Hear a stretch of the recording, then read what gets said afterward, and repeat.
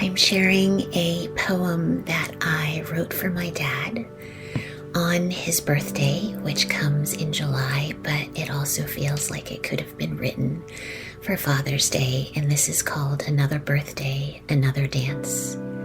To be my father's daughter is to bear a mango into the morning's verdure, sit in the grass haloed, each tear into sugared skin, orange flesh dripping memories of home down my chin. To be my father's daughter is to salt through summer, be, see, and if not see, then these tears, the ocean by which I orient. To be my father's daughter is to find the beat, the rhythm, a steel pan flash, to give this body full moon night, a fevered and foliate groove. To be born of Elliot Christopher Francis is to get a little extra, carry him in a middle name, sunned by Chris, his rolling smile, as if choosing my first weren't enough. To be my father's daughter is to hold absence, the long unspoken ache of it, follow a boy who burned with grief a furious love, and channeled that heat into flight. See him travel high, disappear, swoop in bright, be dad big, dad who's the best, fog from a childhood dream. To be my father's daughter on the day of his 76th birthday is to breeze to Benson, 𝐜𝐿𝐴, rise on Alpert's brass. I offer my hand, he comes close. We glide and sail, widening circles, wordless, in the grace that we've learned to give. Thinking about this poem and how it captures both the gifts, the blessings, the sweet moments of having my dad with me when he was alive, but also what was hard and challenging about our relationship and the ways he was often absent. And so just encouraging you, if it feels good to you, to reflect on your own relationship with your dad, and you might want to explore the journaling prompt to be my father's daughter, to be my father's son, to be my father's child, and just see where that takes you, and hoping that brings some salve to your heart on this Father's Day.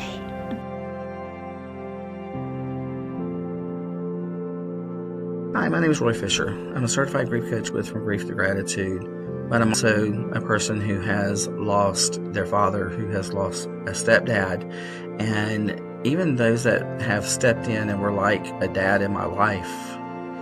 Today is Father's Day, and it's one of those days that a lot of joy, it brings a lot of laughter, it brings a lot of gratitude for our dads. Also a day that can be very painful for others. Maybe it's the quietness of your dad not being there can be very painful. And if that's where you find yourself today, I want you to know that you're not going through this journey by yourself. So many people that are going through it and need somebody to talk to. You just need to talk to somebody, and I encourage you to reach out to them to do that. Today, after 30 years of my dad being gone, I still think about him. Think about the lessons that he taught me, the moments that we shared, even the things that I wish I had said or done differently. Loss has a very way of bringing both gratitude, belonging together in the same space. It doesn't mean that the relationship has ended, it just means that it's changed. If your father is still with you, I encourage you to reach out to them. Say the words that you may have been wanting to say for a while, but because of differences and because of different things, you're not saying them. Reach out and say, I love you, Dad. It's so important to do that before it's too late. If your father is no longer here, take a moment to just remember him. Speak his name. Just sometimes doing that can bring peace, and it can bring comfort to you if they're gone.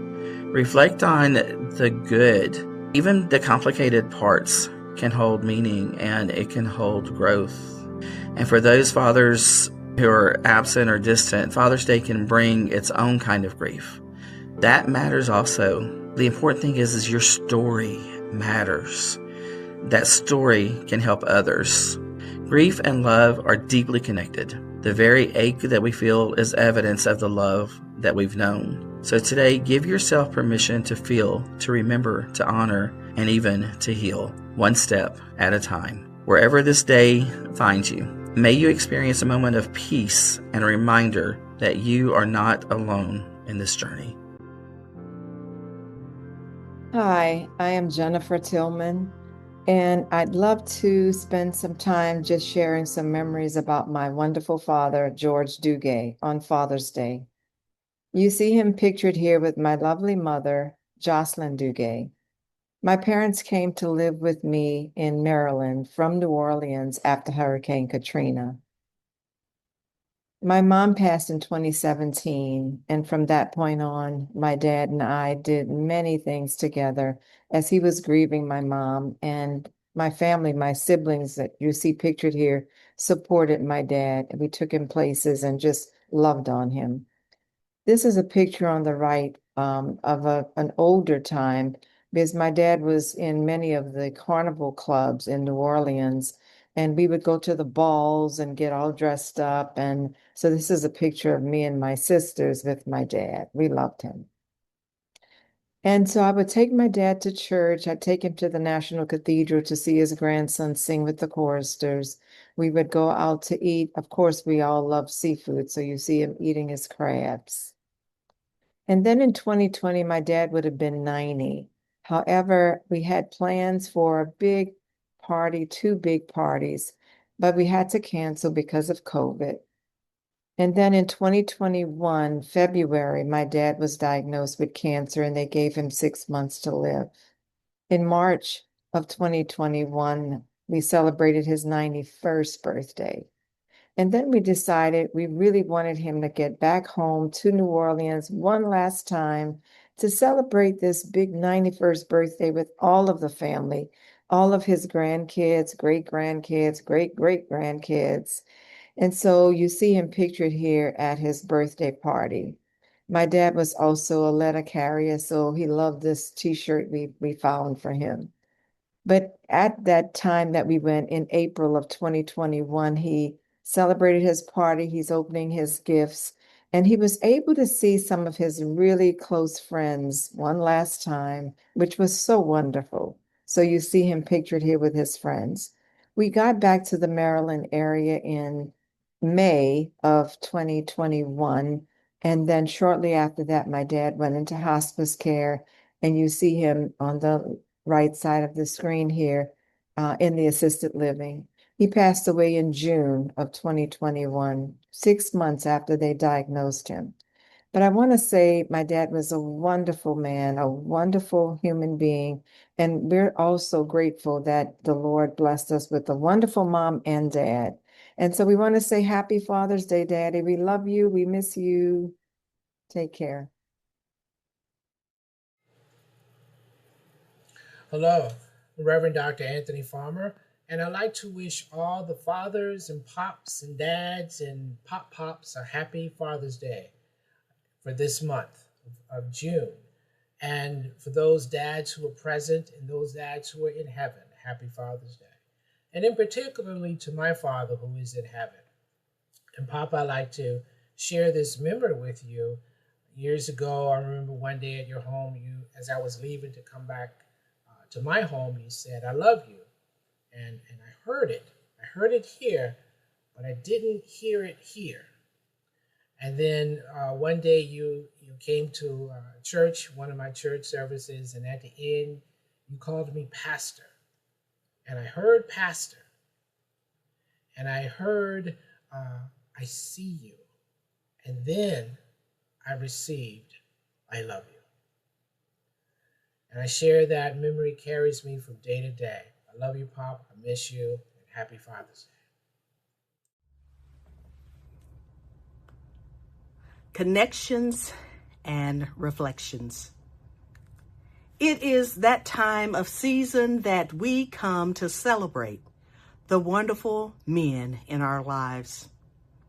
I can say that I have been blessed and truly fortunate to have a great leader who is truly a testament in which I pay tribute to today. You see, my father, Sherman Curl, a man of great character, a man who curated so many things that made me the woman that I am today. I love you, Dad, and you are forever in my heart. Your memories rain down upon me like a shower in a beautiful misty day. You are a man of great passion. You had true purpose, and your wisdom is forever with me. You see, no one could tell my dad stories like I can. I remember him teaching me so many things. The life skills of how to survive, how to build wealth, how to love God. My dad taught me at a very young age how to drive. I remember at the age of 6 sitting in his lap and steering the car down the drive. He never feared, nor did he ever see it as a failure when I didn't get it right the first time. My dad also was a disciplinarian. He insisted that I prove myself. He didn't make life easy. He made me think critically. He wanted me to be my best self every single day. My dad was a powerful man who loved praise and worship, and being a deacon of the church, he was a man that everyone sought to get guidance from. There are men right now in my life who have come to me and said, your dad truly made a difference in my life. I am so grateful and thankful for what he offered and provided me. You know, that makes me warm and fuzzy all over. But most of all, even at the age of 12, when he decided he would allow me to learn to drive a standard car and give it to me after I mastered the skill. You know, I didn't think I could do it. It was a challenge.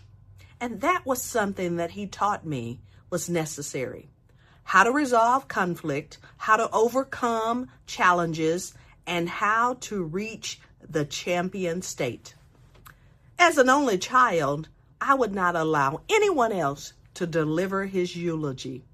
You see, I can tell his stories like no one else, because truly, he is my champion. Dad, happy Father's Day from afar. I know you're looking down upon me every single day, but most of all, I want you to know that you encourage me to be a stronger, richer, more privileged woman than ever before.